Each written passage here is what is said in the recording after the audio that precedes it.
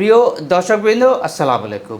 আজকে এই ভিডিও ক্লিপে আপনাদের জন্য আমরা এই প্রতিষ্ঠান স্মার্ট কনসোর্টিয়াম এবং স্মার্ট কনসোর্টিয়ামের একটি অঙ্গ প্রতিষ্ঠান SLH ইনস্টিটিউট, এই ইনস্টিটিউট থেকে যে YouTube channel smart learning heritage পরিবেশিত হচ্ছে আপনাদের জন্য শিক্ষণীয় উপাদানগুলো নিয়ে আজকের এই ভিডিও ক্লিপে আমরা উপস্থাপন করব job market in RNG sector এবং এর স্যালারি স্ট্রাকচার, এর সাথে সাথে ইম্পর্টেন্স অফ HR ডিপার্টমেন্ট, অর্থাৎ HR ডিপার্টমেন্টের কী গুরুত্ব রয়েছে।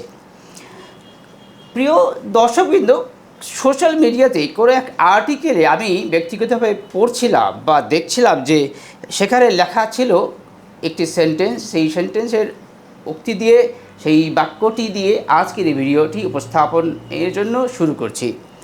লেখা ছিল, বাংলাদেশের গার্মেন্টস ও টেক্সটাইল সেক্টরে চাকরি পাওয়া এখন নাকি ট্যালেন্টের উপর নয়, বরং ভাগ্য, চাটুকারিতা আর পরিচিতির উপর নির্ভরশীল। আসলে কি কথাটি সত্য?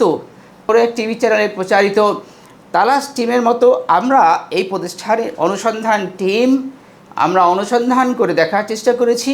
বিস্তারিত আলোচনা করব, শেষ পর্যন্ত দেখুন, ইনশাআল্লাহ আপনারা জানবেন। তার আগে আপনাদেরকে বলি, এই RNG সেক্টরে চাকরি আসলেই বিস্তৃত রয়েছে, প্রচুর সুযোগ রয়েছে এবং যেখানে বলা হচ্ছে যে এই ইন্ডাস্ট্রিতে 20% এখনও চাহিদার তুলনায় দক্ষ শ্রমিকের ঘাটতি রয়েছে। সকল লেভেলে আমরা শ্রমিক, কর্মচারী, কর্মকর্তা সকল লেভেলের কথা বলছি। যে পরিমাণ চাহিদা রয়েছে তার 20% দক্ষ লোকের অভাব রয়েছে।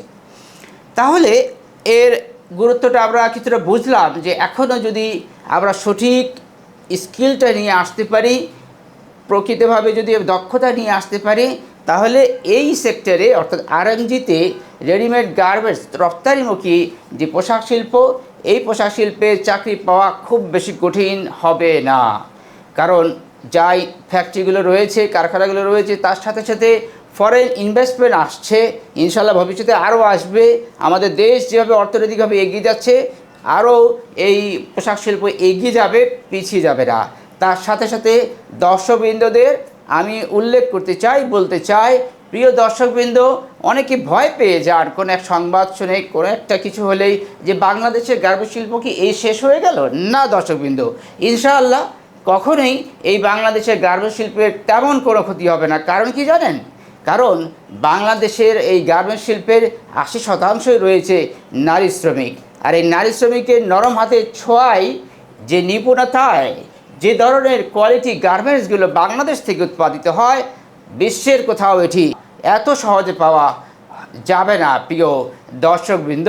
সেজন্য আমরা যে কথাটি বলতে চাই এখানে, যে এই শিল্পে চাকরি পাওয়া যাবে, তবে শর্ত হলো দক্ষতা নিয়ে আসতে হবে, যথাযথ দক্ষতা। আমরা একটু স্যালারি স্ট্রাকচার, যেহেতু আমরা বললাম যে চাকরির বাজার বিস্তৃত, তাহলে এর যে স্যালারি স্ট্রাকচার সম্বন্ধে একটু বোঝার চেষ্টা করি। এই শিল্পে শ্রমিক যে ক্যাটাগরি, আপনারা জানেন বাংলাদেশে সরকার কর্তৃক ন্যূনতম মজুরি বোর্ড কর্তৃক যে ঘোষণা হয়েছে, সেই ঘোষণার মোতাবেক বর্তমানে যে মজুরিটি প্রচলিত রয়েছে, যে ন্যূনতম মজুরি, সেই মোতাবেক বলছি যে গড়ে বা এভারেজে 4টি গ্রেড রয়েছে, সেটাকে যদি আমরা গড় করে নেই, তাহলে 13,840 টাকা মাসে তার মোট বেতন হওয়ার কথা। তার সাথে সাথে একজন শ্রমিক যদি গড়ে 4 ঘন্টাও ওভারটাইম করেন, তাহলে 75 টাকা প্রতি ঘন্টার জন্য আয় করে মাসে সে 7,500 টাকা পর্যন্ত আয় করতে পারেন। এছাড়াও রয়েছে টিফিন অ্যালাউন্স, অ্যাটেন্ডেন্স বোনাস ইত্যাদি মিলিয়ে মোটামুটি 22 থেকে 23,000 টাকা একজন শ্রমিক আয় করতে পারেন। আপনারা জানেন, শ্রমিকের পরে আরেকটি যে তফসিল, তফসিল বলি আমরা, সেই তফসিল মোতাবেক কর্মচারী গ্রেড বা স্টাফ গ্রেডের কথা উল্লেখ আছে। স্টাফ গ্রেডে যে বেতন, যদি আমরা সেখানেও 4টি গ্রেড আছে, 4টি গ্রেডকে গড় করে নেই, তাহলে 15,680 টাকা একজন শ্রমিক পেয়ে থাকি গড়ে। এবং একইভাবে যদি ওভারটাইম 4 ঘন্টা করে করেন, এবং এই স্টাফ ক্যাটাগরির যে গ্রেড, তার ওভারটাইমের রেট একটু বেশি 84 টাকা আসে, এবং সেই মোতাবেক তার মাসিক আয় দাঁড়াবে ওভারটাইমের জন্য 8,400 টাকা। অ্যালাউন্স, ওভারটাইম, বিভিন্ন টিফিন অ্যালাউন্স এবং অ্যাটেন্ডেন্স বোনাস ইত্যাদি মিলে 2,500 টাকা। তাহলে কি হচ্ছে 26 থেকে 27 হাজার টাকা একজন স্টাফ মাসে আয় করে থাকেন। এটা তো গেল শ্রমিক ক্যাটাগরি যে গ্রেডগুলো এবং যে গ্রেডের মোতাবেক ন্যূনতম মজুরি সেই মোতাবেক যে আয় সেই কথাগুলো। এবার আমরা একটু জানি এই শ্রমিকদেরকে যারা পরিচালনা করেন তাদেরকে আমরা সাধারণত এই আর&জি সেক্টরে সুপারভাইজার, এবং এই সুপারভাইজার এর সাথে সাথে একটু যদি উপরে যাই পদবিধারী লোকদের, সেটা হচ্ছে অ্যাসিস্ট্যান্ট ম্যানেজার পর্যন্ত। এই জায়গাতেই আমার ব্যক্তিগত অভিজ্ঞতার আলোকে কিছু কথা বলবো। সকল দর্শকবৃন্দদের বিশেষ দৃষ্টি এবং বিশেষ আকর্ষণ করার জন্য, বিশেষভাবে নজর দেওয়ার জন্য বিনীত অনুরোধ জানাবো। তাহলে সুপারভাইজার এবং অ্যাসিস্ট্যান্ট ম্যানেজার এই যে ক্যাটাগরি, এই ক্যাটাগরির লোকদের মাসিক অ্যাভারেজ যে বেতন সেটা হচ্ছে 26,500 বা 26 থেকে 27,000 টাকা। লক্ষ্য করুন, আমরা শ্রমিক ক্যাটাগরির কথা বলেছি, আর এই সুপারভাইজার যারা এই শ্রমিকদেরকে পরিচালনা করেন প্রায় সমান বা অনেক ক্ষেত্রে আমরা কম দেখতে পাই। এই জায়গাটাতেই, এই গ্রেডটাতেই, এই পদবীধারী লোকদের নিয়েই আমাদের কাজ করার যথেষ্ট জায়গা আছে, এবং আমরা যারা ব্যবস্থাপনা করছি, কারখানা পরিচালনা করছি এবং মালিকের নিয়ন্ত্রণে থেকে মালিকের ব্যবসার বা গার্মেন্টসগুলোর ব্যবস্থাপনার দায়িত্বে রয়েছে, তাদের এই জায়গায় এই পয়েন্টটাতে কাজ করার সুযোগ রয়েছে এবং মূল্যায়নের সুযোগ রয়েছে, যাতে করে এইখানে যে দক্ষ শ্রমিক সৃষ্টি হয়, দক্ষ স্টাফ সৃষ্টি হয়, দক্ষ স্টাফ যারা দীর্ঘদিন ধরে কোম্পানিতে বিরাজমান থাকেন এবং সহজে সুন্দরভাবে যে ধরনের সুশৃঙ্খল একটি শিল্প প্রতিষ্ঠার জন্য আমরা সংগ্রাম চালিয়ে যাচ্ছি, সেই জায়গাটিতে সফলতার সাথে ফলাফল চলে আসে। এরপরে যে গ্রেডটা রয়েছে অ্যাসিস্ট্যান্ট ম্যানেজার টু, যেটা অ্যাসিস্ট্যান্ট ম্যানেজার টু এজিএম, আমি অ্যাসিস্ট্যান্ট ম্যানেজার কথা বলেছি, এরপরে manager to AGM, assistant general manager. সেখানে যদি আমরা স্যালারি স্ট্রাকচার দেখি, গড়ে 75 থেকে 1 লাখ টাকা পর্যন্ত দর্শকবৃন্দ স্যালারি রয়েছে এই গার্মেন্টস শিল্পেই। এরপরে যে ধাপ জিএম টু অ্যাবভ, এটি বলা একটু মুশকিল, বাট নর্মালি অভিজ্ঞতা এবং তথ্য উপাত্তের আলোকে বলছি যে 2 লাখ থেকে 3 লাখ টাকা পর্যন্ত গড়ে স্যালারি রয়েছে। এখানে উল্লেখ করার যে পয়েন্ট সেটি হচ্ছে, এখানে বেশ কিছু বিদেশি এমপ্লয়ি কাজ করেন। তাদের আমরা যদি 3.5 থেকে 4,000 ইউএস ডলার নর্মালি ইনকাম রয়েছে, এটা আমরা টাকার অঙ্কে যেটি গুণ করে যেটি আমরা পাবো সেটি রয়েছে। প্রিয় দর্শকবৃন্দ, এই শিল্পে নর্মালি যে চাকরি পেয়ে থাকে তা হচ্ছে বিভিন্ন শ্রমিক ক্যাটাগরির ক্ষেত্রে আমরা গেট থেকেই, অর্থাৎ যে কোনো কারখানার গেট থেকেই যে প্রক্রিয়ায় নিয়োগ দেওয়া হয়, সেখানে দক্ষ শ্রমিক যান, দক্ষ শ্রমিক বিভিন্ন সূত্র থেকে অথবা রেফারেন্সের মাধ্যমে বা সুপারভাইজার, লাইন চিফ বা প্রোডাকশন ম্যানেজারের মাধ্যমে, রেফারেন্সের মাধ্যমে সেখানে গিয়ে থাকেন এবং একটি প্রক্রিয়ার মাধ্যমে নিয়োগ প্রদান করা হয়ে থাকে। এছাড়াও এই সেক্টরে চাকরি পেতে হলে রেফারেন্স বা পরিচিতি তো অবশ্যই।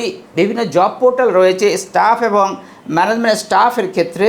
এই জব পোর্টালগুলো যেমন বিডিজবস তো অবশ্যই আমরা সবাই জানি, লিঙ্কডইন ব্যবহার করা হচ্ছে। উল্লেখ করার যে জায়গাটি সেটি হচ্ছে যে এখন আমরা দেখি বিভিন্ন হোয়াটসঅ্যাপ গ্রুপের মাধ্যমেও লোক আমরা নিয়োগের বিজ্ঞাপন দেখতে পাই এবং নিয়োগের বিজ্ঞাপন দেখে নিয়োগ প্রাপ্ত হয়ে থাকেন বিভিন্ন চাকরি প্রার্থীরা। প্রিয় দর্শকবৃন্দ, ভিডিও শুরুতে বলেছি যে একটি উক্তি দিয়ে, যেটি বাক্য যে বাংলাদেশের গার্মেন্টস ও টেক্সটাইল সেক্টরে চাকরি পাওয়া এখন অনেকটা ট্যালেন্টের উপর না, বরং চাটুকারিতা, ভাগ্য আর পরিচিতির উপর নির্ভরশীল। এই উক্তিটি কি আসলে সঠিক? আমরা অনুসন্ধান করে এবং গবেষণা করে দেখেছি কিছুটা সঠিক। কিভাবে?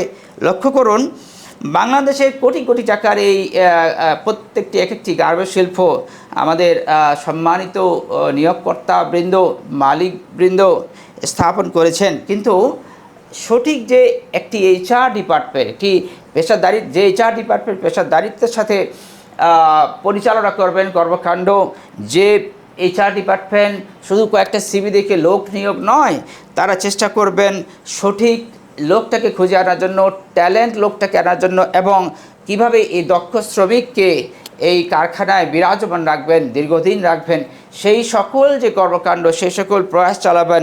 সেগুলো নয় বরং কয়েকটা সিভি পড়ে হাস্যকর কিছু যুক্তি দিয়ে আমরা এই এইচআর ডিপার্টমেন্টগুলো লোক নিয়োগ করে থাকেন।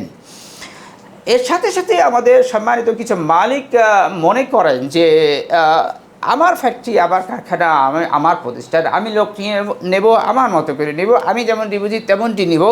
আসলে বাইরের কারো উপদেশ দেওয়ার কি দরকার আছে? প্রয়োজন নেই। সেজন্য বাইরের লোকের কোনো উপদেশও তারা গ্রহণ করতে চান না। প্রয়োজন আছে দর্শকবৃন্দ, আমরা মনে করি অবশ্যই কিছু এই বাইরের যে পরামর্শ, বাহিরের লোকের পরামর্শ বা দক্ষ HR প্রফেশনালদের পরামর্শ নেওয়ার প্রয়োজন আছে প্রিয় দর্শকবৃন্দ। সেজন্য আমরা দেখতে পাই যে এই সকল কিছু কিছু লোক আছেন, যে সকল লোক দীর্ঘদিন ধরে যেহেতু ব্যবসা চলে, সেখানে চাটুকারিতা কিছুটা রয়েছে, কিছু তেলবাজি রয়েছে, যেটি আমরা বলি ওয়েলিং, সেগুলো থেকে আমাদেরকে বেরিয়ে আসতে হবে দর্শকবৃন্দ। সত্যিকারে মেধাবীদের জায়গা করে দিতে হবে।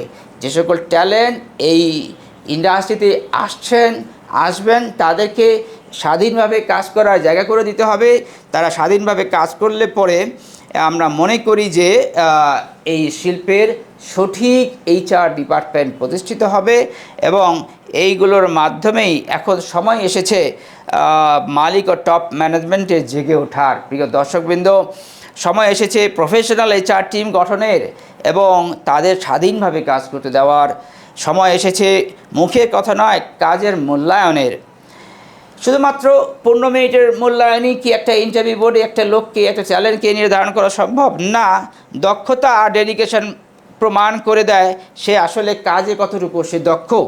আর সেজন্য তাদেরকে কাজ করার সুযোগ করে দেওয়া যদি যায়, স্বাধীনভাবে যদি দক্ষ HR প্রফেশনালদের কাজ করতে দেওয়া হয়, অবশ্যই একদিন ইনশাআল্লাহ প্রতিটা প্রতিষ্ঠানেই, প্রতিটি RMG ফ্যাক্টরিতেই দক্ষ HR ডিপার্টমেন্ট গড়ে উঠবে।